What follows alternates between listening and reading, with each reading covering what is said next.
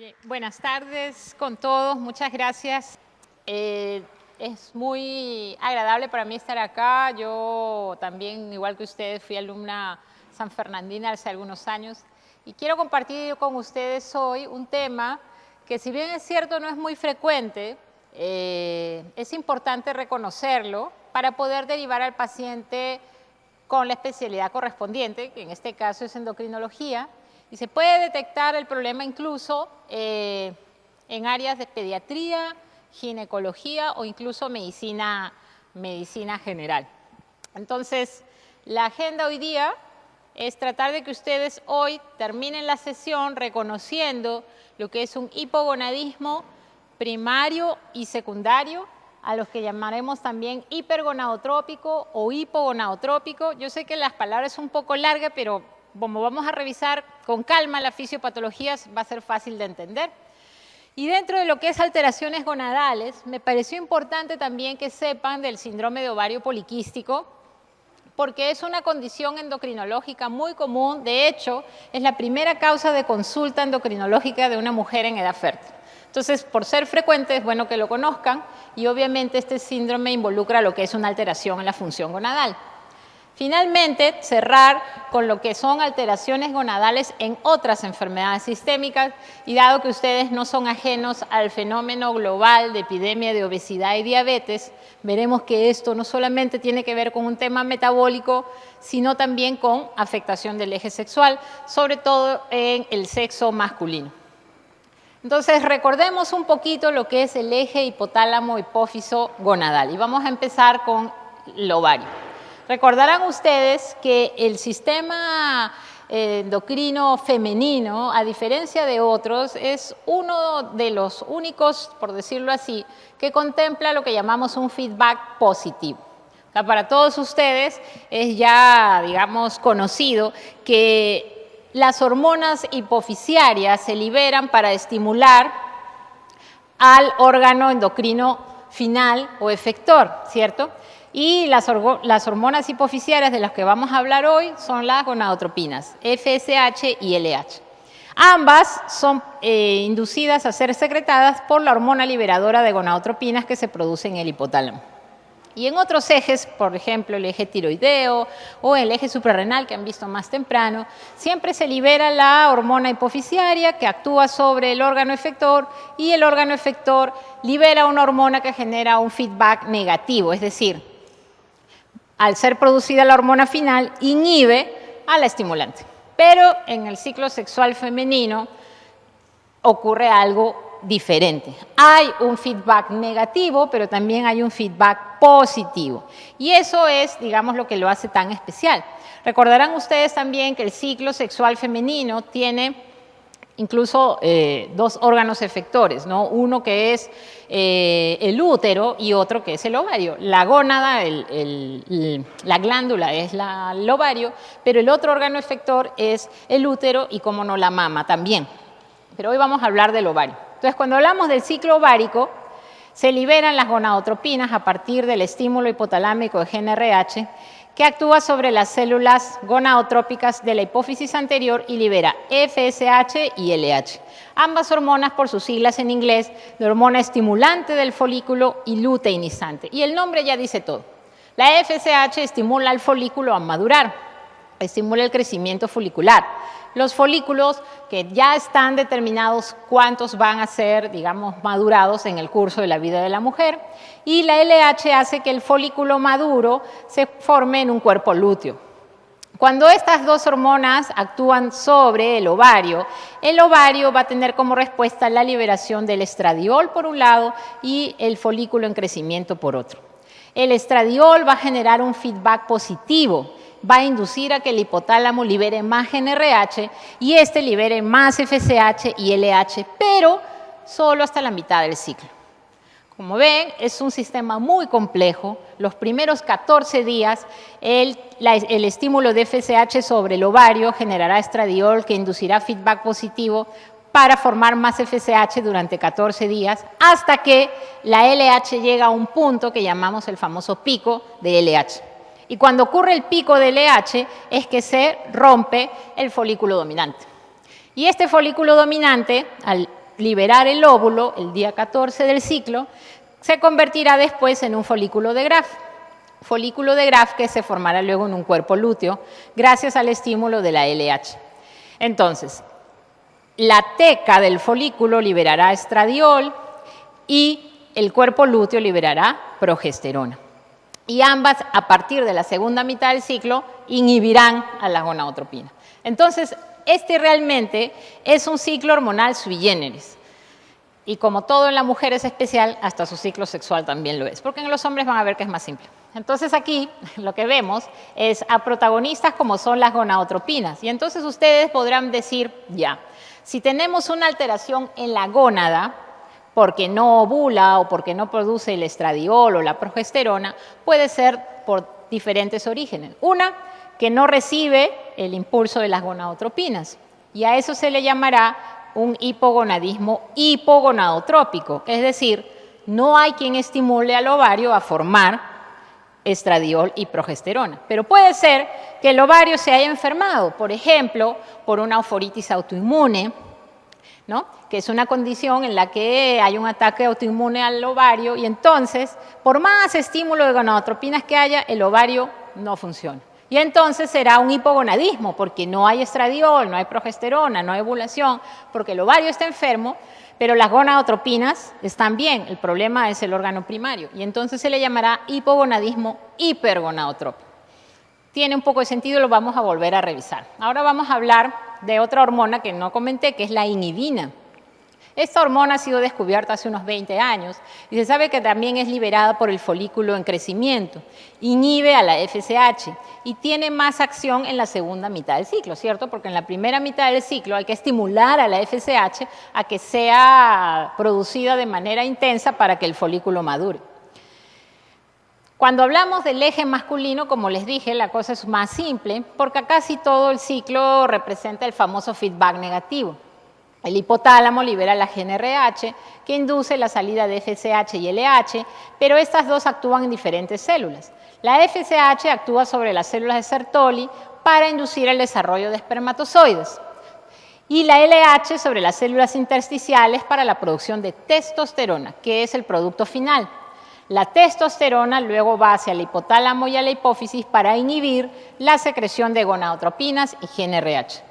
Y también hay liberación de inhibina producida por las células de Sertoli que también inhiben FSH. Y eso es todo. Entonces es más sencillo. Pero la idea es que también en el testículo y el eje hipotálamo-hipófiso testicular tendremos las dos situaciones, el hipogonadismo hipogonadotrópico y el hipogonadismo hipergonadotrópico. El hipogonadotrópico, cuando hay algo en la hipófisis que no permite que se liberen las gonadotropinas, por ejemplo, un traumatismo cráneoencefálico que genera una hemorragia hipofisiaria, entonces mueren las células gonadotropas y no hay quien produzca gonadotropina. Y el testículo está perfecto, pero no hay quien lo estimule a funcionar, habrá un hipogonadismo hipogonadotrópico. Pero si el testículo es el que está dañado, por ejemplo, en una infección, ¿no? Por ejemplo, las parotiditis, que también pueden generar una inflamación a nivel testicular, entonces el testículo está dañado, no habrá producción de testosterona y generamos un hipogonadismo hipergonadotrópico, porque no hay quien le haga el feedback negativo a las gonadotropinas. Y el paciente tendrá su perfil hormonal diferente. Algo que les tengo que decir, por no decir confesar, es que en endocrinología dependemos mucho del laboratorio. Uno clínicamente puede ver a una persona hipogonádica, ¿cierto? ¿Por qué? Porque los caracteres sexuales secundarios no están desarrollados. Pero yo a simple vista no puedo saber si el problema es primario, o sea, dañado el órgano efector, un hipogonadismo hipergonadotrópico o hipogonadotrópico. Eso lo determino con laboratorio. Entonces es muy importante para poder definir el origen del problema contar con una medición sérica de FSH, LH y, cómo no, de la hormona final, en el varón la testosterona y en la mujer el estradiol y la progesterona. Entonces, en resumen, cuando la falla es en la producción de gonadotropinas, el hipogonadismo es secundario, si la falla es GnRH será terciario y será un hipogonadismo hipogonadotrópico, como por ejemplo la apoplejía hipofisiaria, que es un infarto de la hipófisis. Pero cuando la falla es en la gónada, el hipogonadismo es primario o hipergonadotrópico, ¿no? O foritis autoinmune, por ejemplo. Vamos a hablar un poquito de alteraciones del desarrollo sexual que también llevan a lo que es alteraciones en la función gonadal, porque si no está bien desarrollada la gónada, obviamente no va a haber quien produzca la hormona sexual respectiva.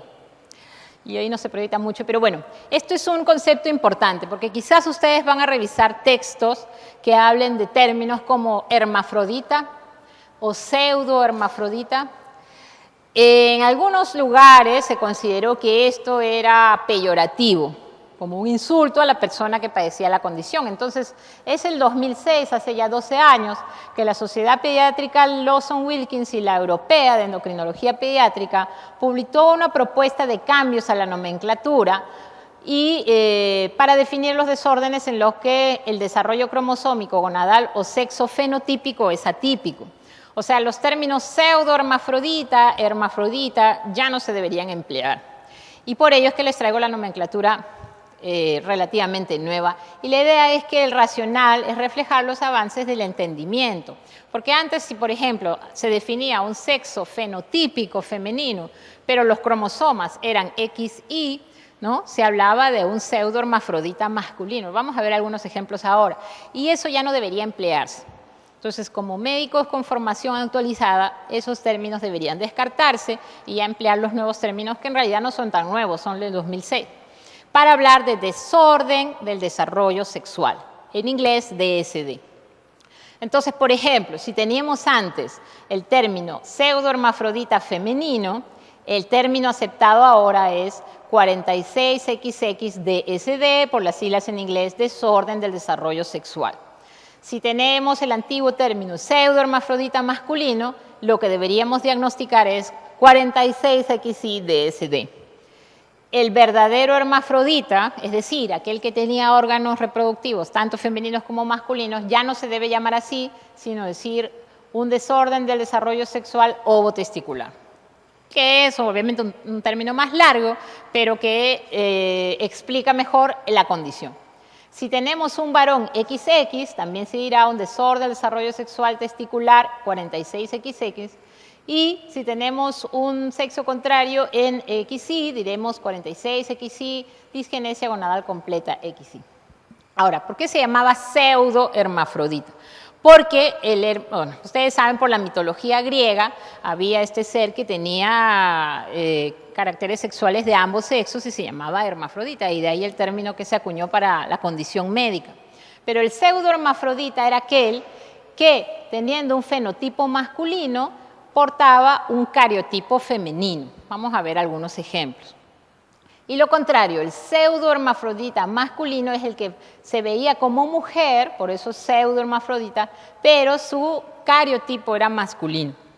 Por ejemplo, en el caso de una insuficiencia testicular para formar andrógenos, solo se forma estrógeno, el fenotipo es femenino, pero la persona es de sexo cariotípico masculino. Sé que son términos que se enredan mucho, pero si lo leen con calma lo van a entender mejor. Entonces, cuando hablamos de desorden del desarrollo sexual del sexo cromosómico, hablamos del síndrome de Turner, por ejemplo, en el cual la falta del segundo cromosoma X hace que el fenotipo del paciente Turner sea femenino, pero hay una disgenesia gonadal. De pronto hablamos de un hipogonadismo hipergonadotrópico, porque el ovario no se desarrolló completamente, no hay una función ovárica correcta.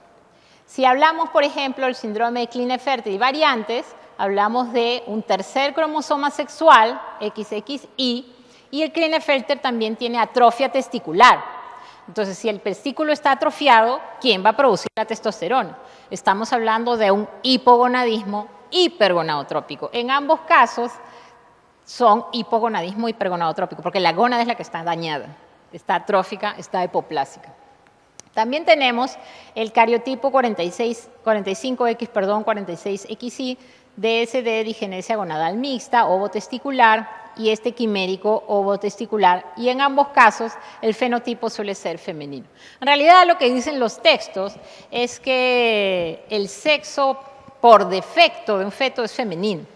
Se supone que tiene que haber la acción de diferentes hormonas a nivel del desarrollo embrionario para que se forme el varón. Entonces, cada vez que hay una de estas alteraciones, generalmente el fenotipo suele ser femenino. En el caso de Klinefelter, como saben, no, es un fenotipo masculino, aunque con un aspecto que le llaman eunicoide, ¿no? Muy largos, con poco vello y extremidades largas. El otro término de trastorno del desarrollo sexual, el antes llamado pseudohermafrodita masculino, es aquel que tiene aspecto femenino, pero tiene un cariotipo masculino. Por ejemplo, la disgenesia gonadal completa o desórdenes del desarrollo testicular. Cuando no hay la testosterona, el niño, ¿no? Porque cariotípicamente era un niño, no desarrolla como varón, sino como niña. Por eso es pseudohermafrodita. Es un varón, pero que parece mujer. Y en el pseudohermafrodita femenino es una mujer, pero que parece varón. Y acá hay una condición común, que es el exceso de andrógenos, como por ejemplo la hiperplasia suprarrenal congénita. En la hiperplasia suprarrenal congénita, el recién nacido tiene genitales ambiguos, tiene hipertrofia del clítoris, los labios mayores como que tienden a cerrarse. Entonces es una niña, pero tiene gónadas como si fuera de niño. Ahí lo que hay que hacer es darle reemplazo hormonal de corticoides para que se dejen de producir los andrógenos excesivos de la suprarrenal y todo se corrige. Otro caso de pseudohermafrodita masculino o desorden 46XY son desórdenes diferentes de andrógenos o hipospadias severas o extrofia cloacal, que son alteraciones de la morfogénesis del embrión. Vamos a ver algunas imágenes. Por ejemplo, este paciente luce femenina, pero era infértil. Entonces, el estudio que se hizo correspondiente se notó que lo que era un pseudohermafrodita masculino antiguo, ahora llamado 46XY del desorden de desarrollo sexual, sé que es un poco más complicado, pero es el término que tenemos que emplear, era un paciente con un cariotipo masculino, pero con esta condición, ¿no? Una insensibilidad completa a andrógenos. El problema no era la gónada producía testosterona, el problema era el tejido efector, el tejido que recibía la testosterona para la diferenciación sexual. Entonces, como yo les he dicho, la diferenciación sexual por default o por defecto es femenino. Y dado que no recibió los andrógenos correspondientes, no porque no los tuviera, sino porque sus tejidos fueron insensibles a los andrógenos, su desarrollo fue femenino. Y aquí lo contrario, ¿no? Ustedes ven el tórax ancho, ¿sí? Una distribución de vello inusual femenina, porque el vello púbico suele ser, en las mujeres, tipo triángulo invertido, y en los varones en rombo. Entonces ustedes ven una distribución de vello de mujer, pero un fenotipo de hombre con bigote y todo. Este paciente tiene un desorden del desarrollo sexual XX. Es el caso de la hiperplasia suprarrenal congénita, ¿no? Es un varón que tenía un pene pequeño, no tenía erección y consulta justamente porque ya quiere tener familia, y se hacen los estudios y se encuentra que no era un varón, era una mujer. El tema fue que como no recibió la terapia hormonal adecuada en su momento, pues el exceso de andrógenos que producía la hiperplasia suprarrenal congénita hizo que su desarrollo sea masculino. Y esto es lo que les digo, ¿no? En las salas de neonatología, la atención del recién nacido, uno lo primero que hace es constar la hora del nacimiento, ¿no? Y el sexo. Y entonces, ¿qué pasa si se encuentran con unos genitales así? ¿Es niño o es niña? Y es todo un problema porque ¿cómo lo registran, no? Porque no sé si ustedes ya han ido a algunos servicios de neonatología, hay un cartoncito rosado y un cartoncito azul, si es niño o si es niña, pero ¿qué cartoncito le ponen a esto? Le da risa, pero es un problema. Entonces, se le explica a la familia que hay que hacer un cariotipo antes de decidir, porque podría ser un varoncito con un insuficiente desarrollo del área genital, pero podría ser una mujercita con una hiperplasia suprarrenal congénita. O algo que nos va a ayudar antes del cariotipo son los exámenes sanguíneos, obviamente. No porque los recién nacidos tengan testosterona y estrógenos a niveles de adultos, sino las alteraciones de las hormonas suprarrenales. Entonces, este será un paciente que tiene hormonas suprarrenales excesivamente altas, la androstenediona, que es la hormona masculina que produce la suprarrenal.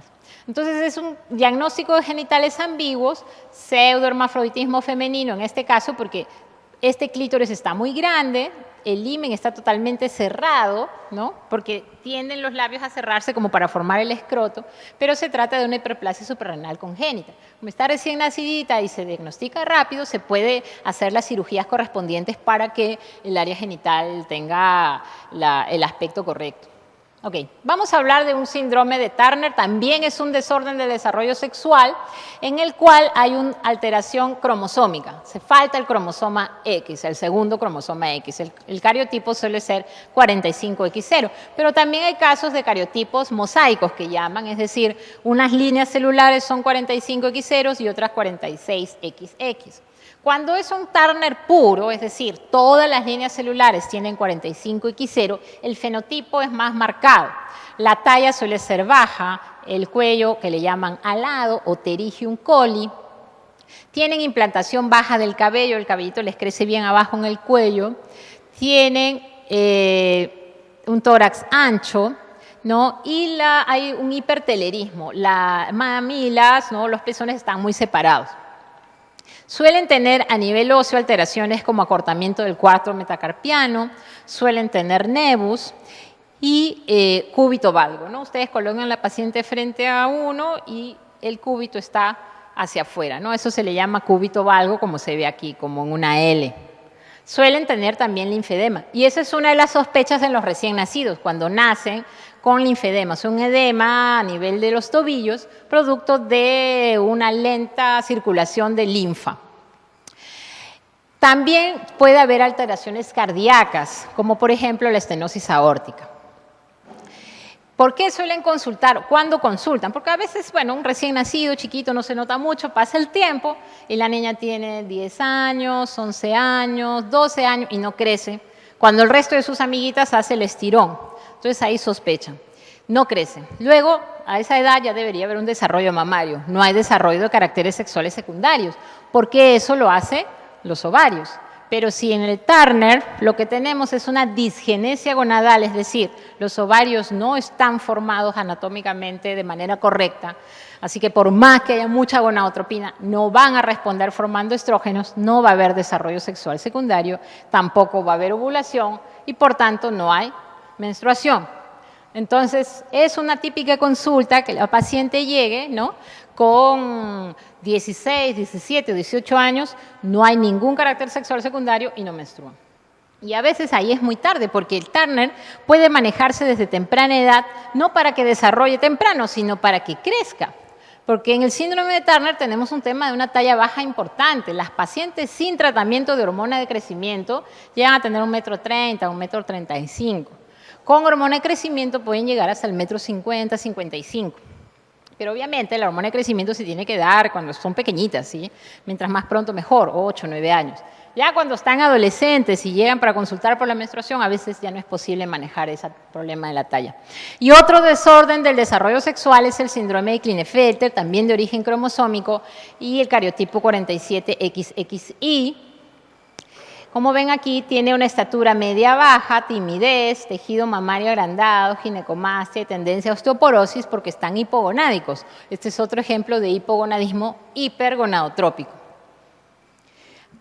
Ya saliendo de los desórdenes del desarrollo sexual, vamos a hablar de una alteración gonadal muy frecuente, que es el síndrome de ovario poliquístico. Como les dije yo, es el trastorno endocrino más común en mujeres en edad fértil. Hablamos de una prevalencia en Norteamérica del 6 al 10%, en el Perú no tenemos cifras oficiales, pero sí es la primera causa de consulta endocrina en mujer joven.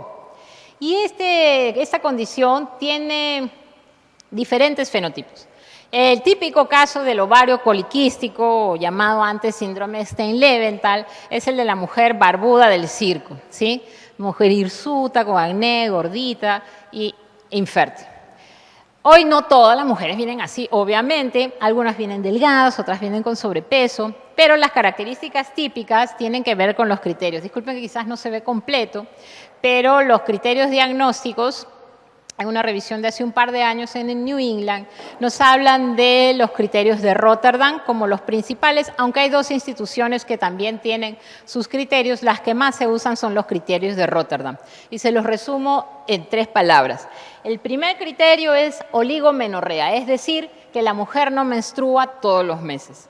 Hay mujeres que dicen que son irregulares porque un mes menstruan un 20, otro mes menstruan 22, otro mes menstruan un 15. Eso no interesa. Mientras menstruen todos los meses, los ciclos son regulares. Oligomenorrea o irregularidad menstrual, como llaman las pacientes, es cuando no se tienen 12 menstruaciones en un año. Es decir, por lo menos hay un mes en el que no hay menstruación. Y eso no es normal, ¿de acuerdo? Los primeros 2 años después de la menarquia se puede considerar normal porque estamos frente a un sistema reproductor inmaduro, ¿no? Pero ya después de ese tiempo debe haber una menstruación todos los meses. Si no es así, hay algo mal. El segundo criterio es una morfología en la ecografía de poliquistosis ovárica. Ojo, tener quistes en los ovarios no es sinónimo de tener síndrome de ovario poliquístico. Tener quistes en los ovarios es sinónimo de anovulación. Tenemos muchas causas de anovulación, como vamos a ver luego en el diagnóstico diferencial. Tenemos la hiperprolactinemia, tenemos el hipotiroidismo y, cómo no, el síndrome ovario poliquístico. Entonces, si tenemos oligomenorrea y una morfología de poliquistosis ovárica, son 2 criterios. Y el tercero es la presencia clínica o bioquímica de hiperandrogenismo, es decir, lo que les decía, ¿no? El exceso de vello en las zonas andrógenos sensibles o acné, o determinaciones bioquímicas de testosterona, androstenediona o de hidroepiandrosterona sulfato, que son andrógenos, elevadas en sangre. Para tener el diagnóstico debemos tener por lo menos 2 de los 3. Oligomenorrea, poliquistosis ovárica, hiperandrogenismo. 2 de 3 hacen diagnóstico. Y eso es lo que dice en resumen Rotterdam. Entonces, esto, como ven, es un perfil de una dama o con abundante vello en la zona andrógeno sensible. Ahora, hay una condición que se llama hipertricosis, que no es lo mismo. En la hipertricosis lo que tenemos es crecimiento de pelo en todo el cuerpo. Mientras que en el hirsutismo el crecimiento de vello es solo en las zonas andrógenos sensibles. Bigote, barba, línea media, cara interna de muslos. Fuera del hirsutismo también hay acné y alopecia.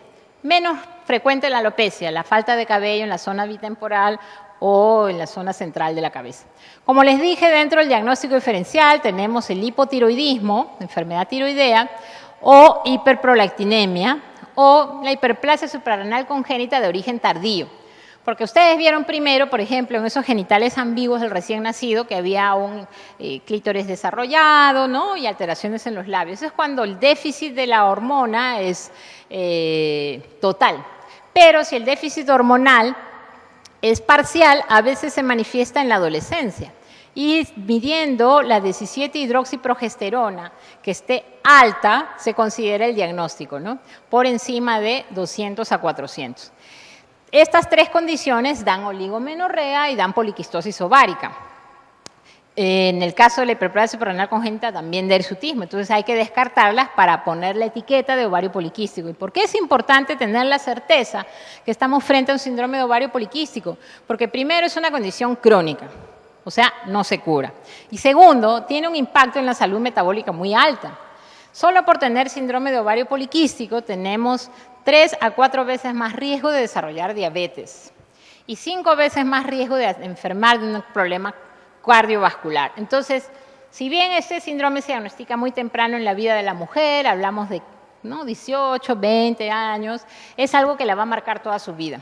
¿De acuerdo? No es solamente un tema de infertilidad. El manejo debe ser integral con el ginecólogo y el endocrino y, ¿por qué no, el cardiólogo? Y es lo que les digo, ¿no?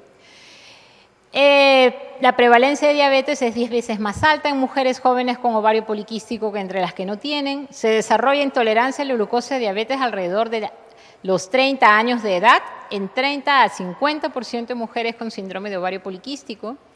La prevalencia de síndrome metabólico, es decir, la combinación de dislipidemia, hiperglicemia e hipertensión, es 2 a 3 veces mayor en ovario poliquístico. 20% de mujeres menores de 20 años tienen síndrome metabólico y el riesgo de un infarto es 2 veces más alto cuando se ha tenido ovario poliquístico. Entonces, no es solamente un tema digamos, gonadal, sino es algo que tiene un impacto en la salud metabólica. ¿Y por qué es eso? Porque en la fisiopatología del síndrome de ovario poliquístico está implicada la resistencia a la insulina. Como ustedes saben, la resistencia a la insulina es el origen del desarrollo de la diabetes. Pero la resistencia a la insulina es una condición que genera hasta 3 síndromes: la diabetes, la prediabetes y el síndrome de ovario poliquístico. Y como ven aquí, el tema de la resistencia a la insulina, debido a temas genéticos, sobre todo herencia, es muy común que la mujer con ovario poliquístico tenga un familiar cercano con diabetes o que también haya tenido ovario poliquístico. El tema de esta resistencia a la insulina no solamente tiene que ver con la captación de glucosa a nivel muscular y en tejido adiposo, sino también con los pulsos de gonadotropinas a nivel hipofisiario. Y eso es algo que se ha entendido recién. Antes se pensaba que tener síndrome de ovario poliquístico era un problema del ovario y antes se trataba eso con cirugía del ovario. Entonces sacaban los quistes y se pensaba que estaba solucionado el problema. Ahora se sabe que el síndrome de ovario poliquístico debería cambiar de nombre, porque si uno escucha ese nombre piensa que el culpable de todo es el ovario, pero en realidad el ovario es una víctima de toda esta alteración metabólica, ¿no? Debería llamarse síndrome de resistencia a la insulina asociado a disfunción gonadal, pero es muy largo y históricamente se quedó con ovario poliquístico. Entonces, este incremento de la liberación de insulina como consecuencia de resistencia periférica a su acción hace que el pulso de gonadotropinas cambie. Y la FSH disminuye y la LH aumenta. Por tanto, si tenemos menos folículo estimulante, no habrá maduración de folículos, no habrá ovulación. Y si tenemos más luteinizante, habrá más producción de andrógenos a partir de los cuerpos lúteos que se produzcan. Entonces, esto es el origen de la anovulación y del incremento de andrógenos y el hiperandrogenismo consecuente. Este es más o menos lo mismo a nivel hipotalámico o hipofisiario. La resistencia a la insulina que generó esta hiperinsulinemia afecta la pulsatilidad de gonadotropinas y con ello los ovarios no producen las hormonas que deben producir, producen más hormonas masculinas que femeninas, no liberan óvulos porque los folículos no maduran y entonces la mujer será infértil, ¿no? Porque no ovula, tendrá hiperandrogenismo. Y en la morfología ecográfica se encontrarán un montón de quistes que representan folículos que no maduran. Y esto es más de lo mismo. Entonces, ¿qué secuelas hay de... Esta lámina no sale completa, a ver. Ahí está. De la anovulación persistente. Primero, que no ovular todos los meses mantendrá niveles hormonales elevados, pero hormonas masculinas, testosterona, androstenediona, dipandestrona sulfato. Tendrá niveles hormonales disminuidos, por ejemplo, FSH y la globulina fijadora de hormonas sexuales. Generará infertilidad, de ahí que se deba tratar a estas mujeres con clomifeno, que es un inductor de ovulación si desean tener familia. Generará irregularidad menstrual, oligomenorrea y amenorrea cuando son 6 meses consecutivos sin menstruar. Obviamente hay que descartar gestación, ¿no? Y también generará hemorragia uterina disfuncional. Y finalmente, el hecho de que el endometrio no se descame cíclicamente hace que ese epitelio especializado pueda degenerar en un carcinoma de endometrio. Entonces vean ustedes que al haber una estimulación estrogénica sin oposición, el cáncer endometrial está incrementado 3 veces si se presentan menos de 4 menstruaciones al año. Yo he tenido pacientes que han ido a la consulta con 2 años sin menstruar. ¿Se imaginan cómo estará ese endometrio? ¿Se imaginan cómo estarán esos huesos? Que no está escrito ahí, pero el aumento de osteoporosis se da en estas pacientes por la falta de producción hormonal que también, saben ustedes, mantienen la mineralización ósea correcta. Y también se ha visto un incremento del cáncer de mama.